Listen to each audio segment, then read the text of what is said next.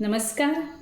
मनस्पर्शी साहित्य कला व क्रीडा प्रतिष्ठान आयोजित गोष्टींच्या मळ्यात रमताना या कथा अभिवाचनाच्या कार्यक्रमात मी डॉक्टर रोहिणी सुरू आपले मनापासून स्वागत करते.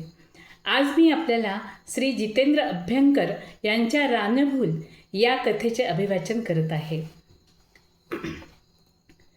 फार वर्षापूर्वीची दिलकश कहाणी आहे. तेव्हा मी नुकतीच जन्मपत्रिका पाहावयास सुरुवात केली होती. एका कॉमन मित्राच्या समारंभात तिच्याशी माझी ओळख झाली. पहिल्या भेटीतच आमचे सूर जुळले. मग वारंवार गाठीभेटी होऊ लागल्या. मी पत्रिका बघतो हे कळल्यावर तिचा अजिबात विश्वास नसताना सुद्धा तिने गंमत म्हणून मला तिची पत्रिका दाखविली.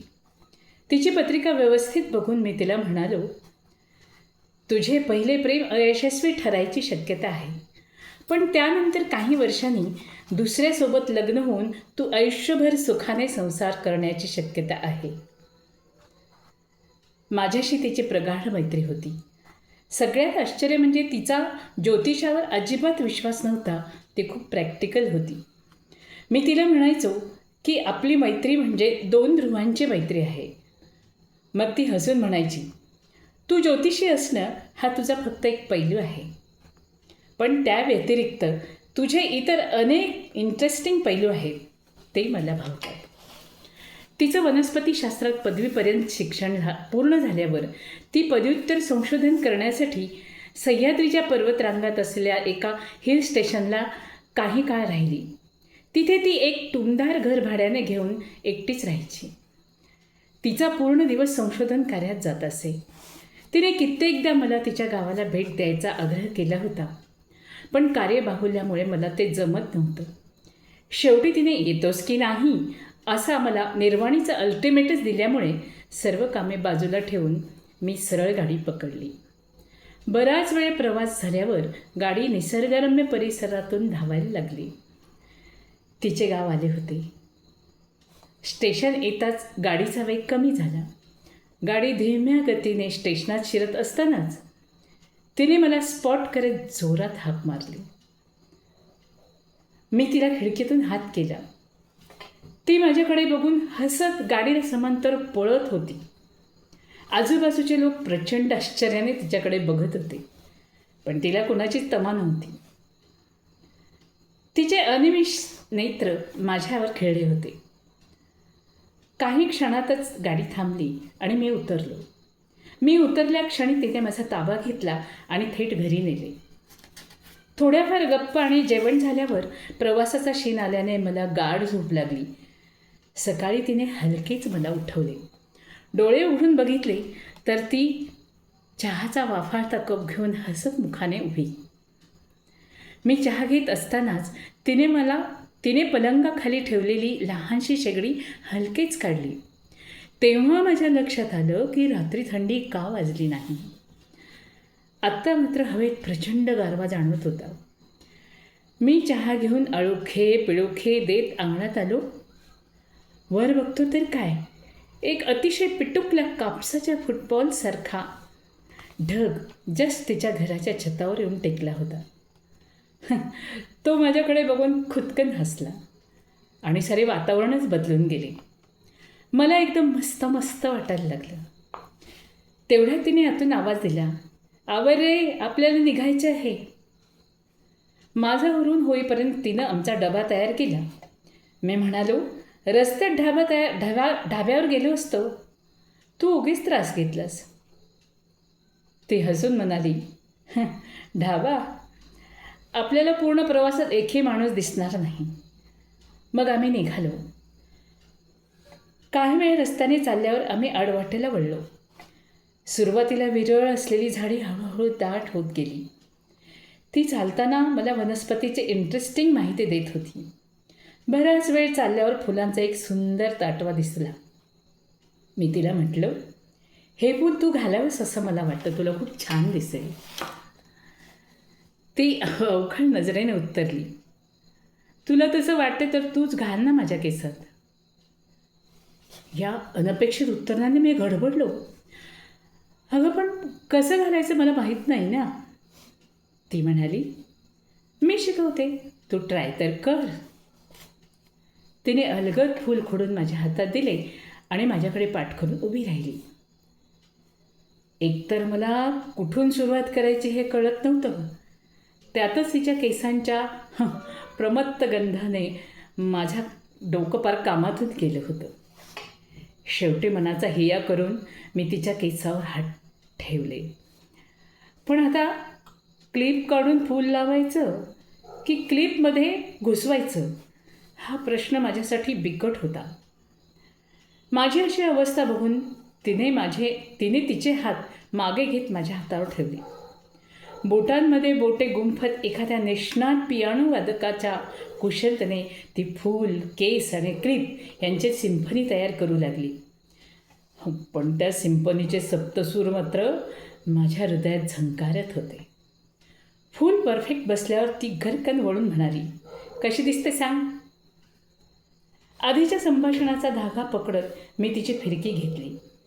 खूप सुरेख दिसत आहेस, पण या फुलावर तू साडीच नेसली पाहिजेस असं मला वाटतंय. असं बोलून मी अर्थपूर्ण नजरेने तिच्याकडे पाहत होतो.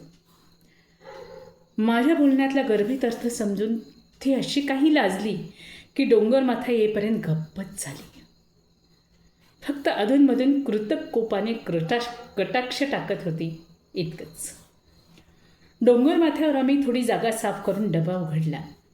इतकं चालल्यावर तिने केलेला स्वयंपाक खूपच चवदार लागत होता. रानभाजी तर अफलातूनच. जेवण संपता संपता अकस्मात वातावरण बदलले. काळे ढग दाटून एक तुफान पावसाला सुरुवात झाली. डोंगरमाथ्यावर कोसळता पाऊस पाहण्याचं थ्रिल वेगळंच. जलधारांचा एक पारदर्शक पडदा तयार होऊन रमणीय डायनॅमिक कॅनव्हास चितारला गेला होता. ते पारदर्शक जलचित्र बघतानाच एका जिवंत जलशिल्पावर माझी नजर खिळून राहिली. अक्षरशः देहभान विसरून ती चिंब भिजत होती. तिच्या कमनीय देहाचा अणुरेणू पावसाच्या प्रत्येक थेंबाला असुसून प्रतिसाद देत होता. तिचा प्राणसखा निसर्गाने सहस्रभावने तिला कवेत घेतल्याने ती अंतर्बाह्य फुलून आली होती. पाऊस जसा अचानक आला तसाच थांबला. ती भानावर आली. मी तसाच मंत्रमुग्ध होऊन बघत होतो. ती माझ्याकडे बघून मिश्किलपणाने म्हणाली, असं चिंब भिजल्यावर काहीतरी करतात असं ऐकलं होतं. तू तर गप्पच कसं काय. मी हसलो. तू म्हणतेस ते खरं आहे, पण तसं करायला माझं पाऊलच उचलत नव्हतं इतका भारावून गेलो होतो मी. त्या प्रचंड पावसात एक मंत्रमुग्ध करणारा निसर्ग चित्र बनलं होतं. त्या चित्राचं तू एक अभिन्न अंग बनली होतीस. कोसळणाऱ्या प्रत्येक थेंबाला तुझं शरीर सुसून प्रतिसाद देत होतं. त्याचा स्नायू तटला होता. तुझ्या विलग झालेल्या ओठांचं चुंबन घेत जलधारा जमिनीकडे झेपावत होत्या. निसर्गाशी तनमनाने एकरूप होऊन अतीव सुखाने तुझे नेत्र अर्धवट मिटले होते. हनवटी किंचित वर उचलली गेली होती. बेफाम पावसात वाहत्या पाण्यावर असे जिवंत चित्र रेखाटण्याची किमया फक्त निसर्गच करू शकतो. त्या चित्रात मी खूपच विसंगत दिसलो असतो, नाही का. तिने माझे बोलणे ऐकताना खालचा ओठ गच्च दाबून धरला होता. तिला स्वतःवर नियंत्रण ठेवणे खूप अवघड झाले होते. माझे बोलणे संपताच ती माझ्याजवळ आली. तिने माझा हात गच्च धरला. त्या क्षणी मला तिच्या कोवळ्या हातातील जबरदस्त ताकद जाणवली. काही काळाच्या आत माझ्या हातातला जोरदार हिसका बसला. हिमालयाच्या कुशीतून अवखळपणे खाली झेपावणाऱ्या श्वेतगंगेसारखी ती झपाट्याने डोंगर उतरू लागली. खालून वर येणाऱ्या वाऱ्याने तिच्या घनदाट कुंतलात अडकलेले जलतुषार माझा चेहरा ओलाचिंब करू लागले. तिचा झपाटा विलक्षण होता. जीवाच्या आकांताने तिचा वेग काढण्याचा मी प्रयत्न करत होतो. डोंगराच्या शेवटच्या टप्प्यात तर ती अक्षरशः वाऱ्याच्या वेगाने उतरू लागली. तिची पावलं जणू डोंगराला टेकतच नव्हती. माझ्या काळजाचा मात्र थरकाप उडाला.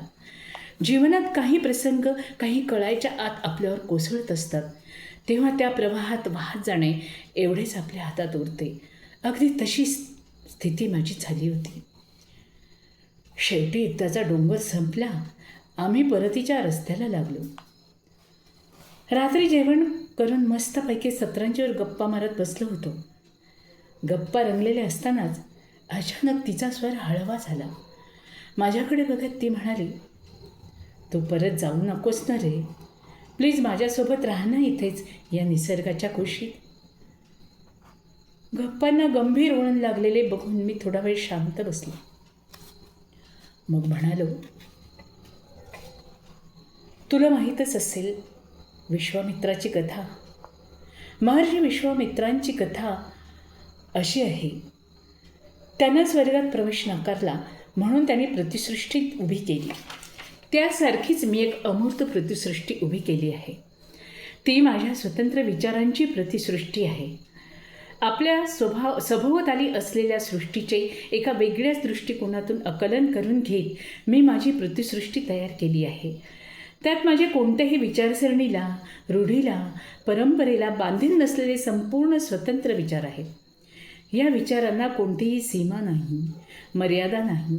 भोवतालचा निसर्ग, जग, पृथ्वी यांना पार करत तारे, तारका, ग्रहमाला, आकाशगंगा ओलांडून अपरिमित वेगाने माझे विचार धावत असतात.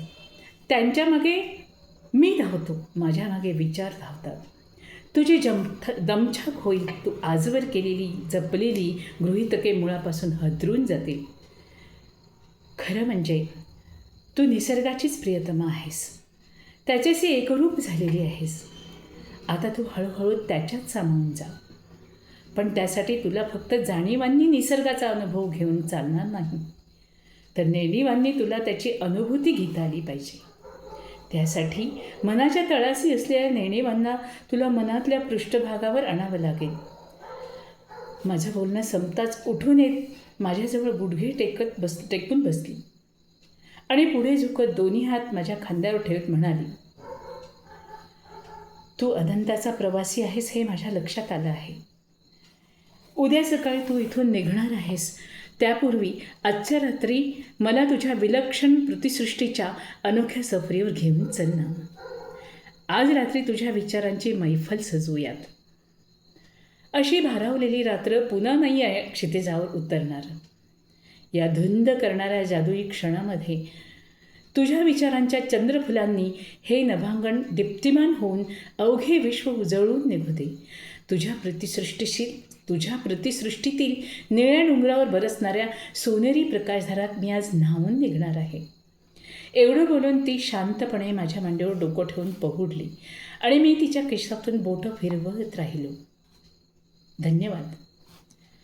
हा व्हिडिओ आवडल्यास लाईक करा, शेअर करा आणि सबस्क्राईबही करा. नमस्कार.